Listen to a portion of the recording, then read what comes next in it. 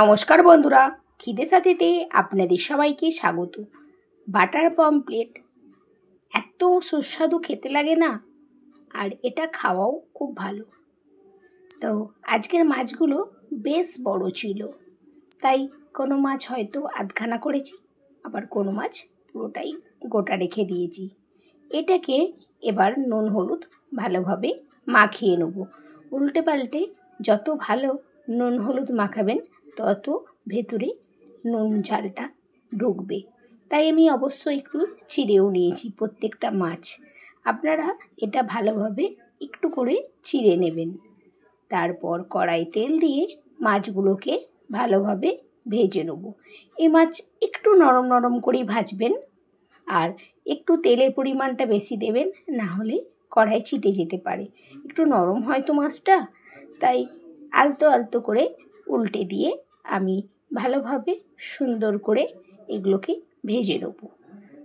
আপনারা এটা কখনো যদি মনে হয় যে না ভেজে বানাবো না, সেক্ষেত্রে আপনারা এটা এমনিও করতে পারেন। তারপর একটু বাটার দিলাম, দিয়ে এখানে দেখুন টমেটো, কাঁচা লঙ্কা, আদা, রসুন সমস্ত কিছু দিয়ে একটু ভাজা ভাজা করে নেব বাটার দিয়ে। এদিকে আরও যা মাছ ছিল সব ভেজে নিলাম। দেখুন একটু ভালো করে ভাজবেন পেঁয়াজ, আদা, রসুনটা।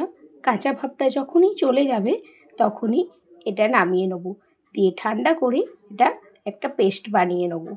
এদিকে ওই তেলটা একটু কমিয়ে নিলাম, তারপর বাটারটা দিয়ে দিলাম। একটু বাটারের পরিমাণটা বেশি দেবেন, এটা বাটারেই রান্না করলে খেতে খুব ভালো লাগে। এবার যে পেস্টটা করে রেখেছিলাম সেই পেস্টটাও দিয়ে দিলাম। একটু ভালোভাবে কষাতে থাকবো। যেহেতু তেল আর বাটারের পরিমাণটা সমান দিয়েছিলাম, দেখুন একটু পরে তেল ছাড়বে। এবার মিক্সার গ্রাইন্ডারটা ধুয়েও আবারও জল দিয়ে দিয়েছি, দিয়ে একটু ভালোভাবে কষিয়ে নিচ্ছি। এবার সমস্ত কিছু রেগুলার যে মশলাগুলো হয় সেগুলো আস্তে আস্তে দিয়ে দেব।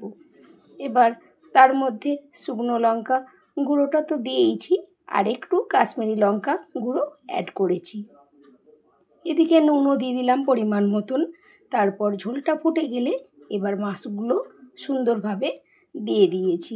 একটু ফুটে যাওয়ার পর ধনেপাতা ছড়িয়ে দিলাম। ধনেপাতা ছড়িয়ে দেওয়ার পর একটু ফুটতে দেব। ধনেপাতার ফ্লেভারটা যখন বেরিয়ে যাবে তখন এটা আমি একেবারে গ্যাসের ফ্লেমটা বন্ধ করে দেবো। বন্ধ করে দিয়ে এবার সার্ভ করতে হবে। প্রত্যেকটা মাছ যেন দেখবেন ঝোলের মধ্যে ভালোভাবে সিদ্ধ হয়।